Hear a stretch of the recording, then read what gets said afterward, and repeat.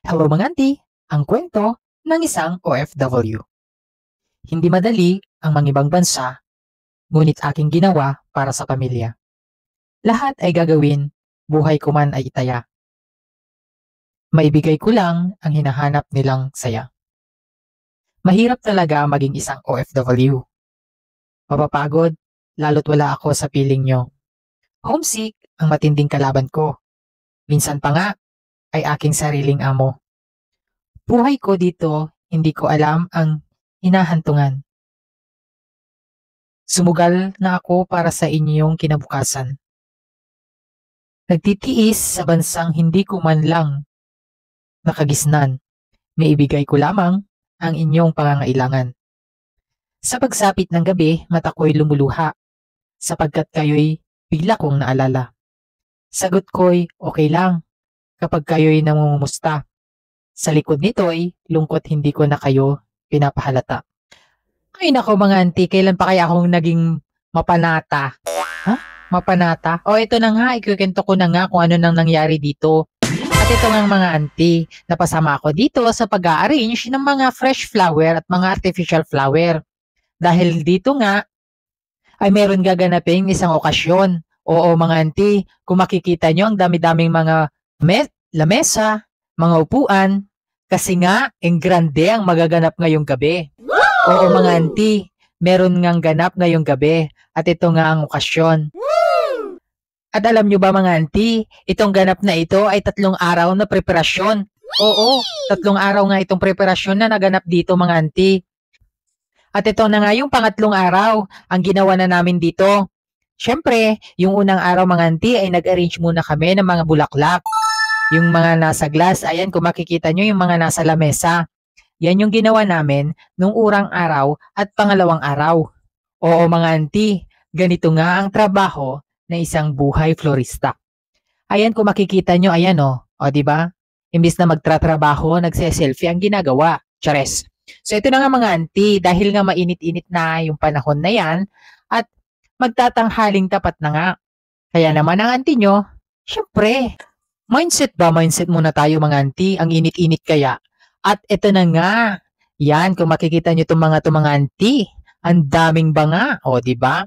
So ito nga mga ganitong klase ng arrangement mga auntie, ang ginawa nga nila dito, yung isang buong table or yung isang buong, buong table, ay isa lang ang dekorasyon, kumbaga pare-pareho lang ng mga banga, gano'n ang ilalagay. At yung mga ibang table naman dito mga auntie, ay mga glass. Ayun yung mga transparent glasses. So yun naman ang magkakasama. Kung makikita nyo mga auntie, ito ang laki at ang luwang nga ng venue. Oo mga auntie, malaking ang party ang magaganap ngayong gabi. Ayan kung makikita nyo yan mga auntie, yung mga may mga fresh flower.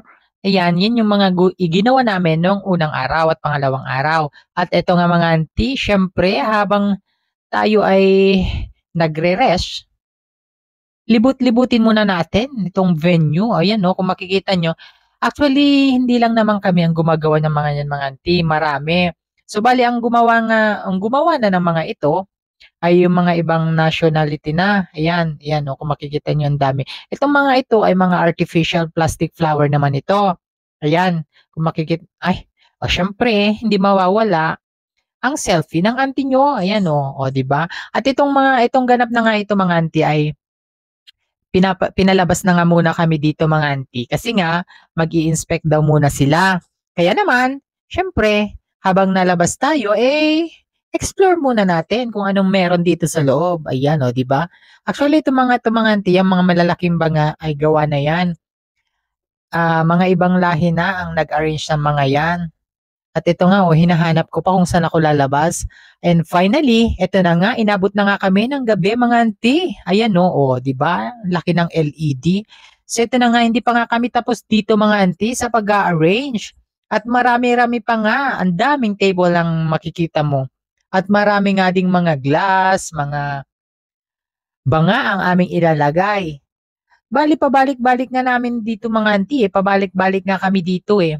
Kasi habang naglalagay kami at puno na lahat ang mga tables, ay meron at meron mga sobra. So ang ginagawa na naman namin, pinapabalik na naman kami at i-a-add daw ulit namin dito sa mga tables na 'to. Kasi nga sayang din naman kapag hindi mailagay lahat, 'di ba? Gumastos sila tapos hindi maidi-display lahat. Oo mga auntie, buong araw nga namin ginawa itong event na 'to sa pagdedekorasyon. Nagsimula kami sa umaga around 8:00 ng umaga hanggang 8:00 din ng gabi namin ginagawa.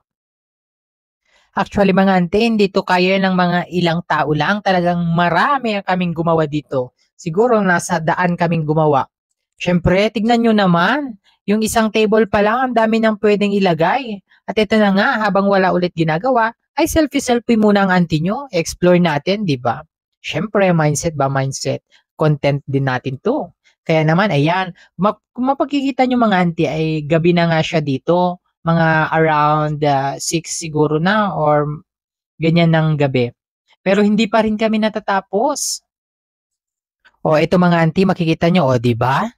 May pa-candle pa ang mga upuan. So ito nga mga auntie, o kung mapapansin nyo, itutur ko muna kayo ha. Ayan. Kung makikita nyo dun sa unang table ay puro mga glasses. Ito o, ayan o, di ba? Puro glasses siya.